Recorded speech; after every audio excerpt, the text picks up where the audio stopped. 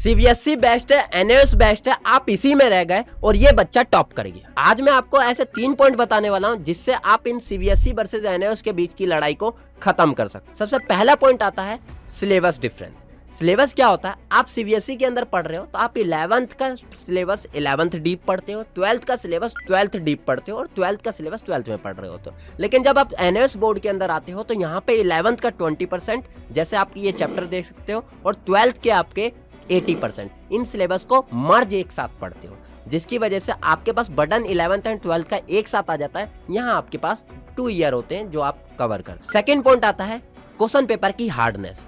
किसका paper hard आता है? तो एग्जांपल अगर दूं मैं सीबीएसई का, तो वो कॉम्पिटेंसी बेस्ड होता है, कॉन्सेप्चुअल बेस्ड होता है। डायरेक्ट बुक के क्वेश्चन आपको उठ के नहीं आते। आपने लास्ट टाइम देखा होगा फिजिक्स का पेपर सबसे हार्ड आया था, बच्चे रो रहे थे, लेकिन उसमें भी एक बच्चे ने टॉप किया क्योंकि उसने कॉन्सेप्चुअल पढ़ा था।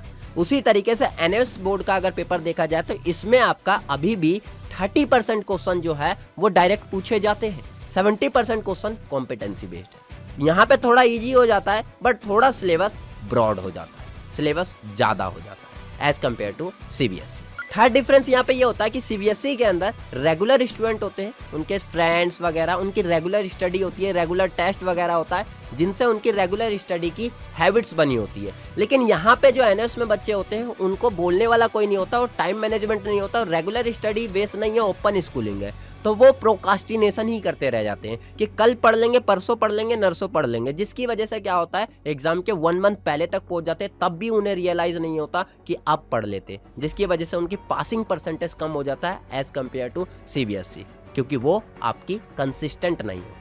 तो कंसिस्टेंट होना जरूरी है। फोर्थ और सबसे बेस्ट डिफरेंस कह सकते हो कि सीबीएसई के अंदर आपके इंटरनल के मार्क्स जो होते हैं वो ओनली 20 मार्क्स होते हैं, लेकिन आपको एनएएस के अंदर अगर आप आते हो तो यहाँ आपके 2 इंटरनल के मार्क्स हो जाते हैं और जो प्रैक्टिकल सब्जेक्ट होते हैं, जैसे प्रैक्टिकल के मार्क्स होते हैं और साथ में टीएमए के मार्क्स हो जाते हैं, जो आपके लिए एक ऑक्सीजन का कारण बन जाता है। और ये मार्क्स इंटरनल के आपके ज्यादा होते हैं। जैसे फिजिक्स का एग्जांपल दूं मैं आपको, तो 80 मार्क्स का अगर पेपर आता है तो 20 का प्रैक्टिकल है और साथ में आपके 16 मार्क्स का टीएमए हो जाता है, 36 इंटरनल के मार्क्स हो जाते हैं। एंड यहाँ पे अगर आप आते हो सीबीएसई में तो ओनली 30 मार्क्स का प्रैक्टिकल होता है, तो आपके ये मार्क्स वेटेज जो होता है वो थोड़ा इंटरनल के बढ़ जाते हैं। तो इस तरीके से ये सीबीएसई वर्सेस एनएएस के ये डिफरेंस थे। आपको कौन सा डिफरेंस अच्छा लगा नीचे कमेंट बॉक्स में बताना, और आज से इस डिफरेंस करना बंद करो और अपनी प्रिपरेशन पे ज्यादा फोकस करो, क्योंकि प्रिपरेशन करोगे तो हर एक बोर्ड आपके लिए बेस्ट हो जाएगा।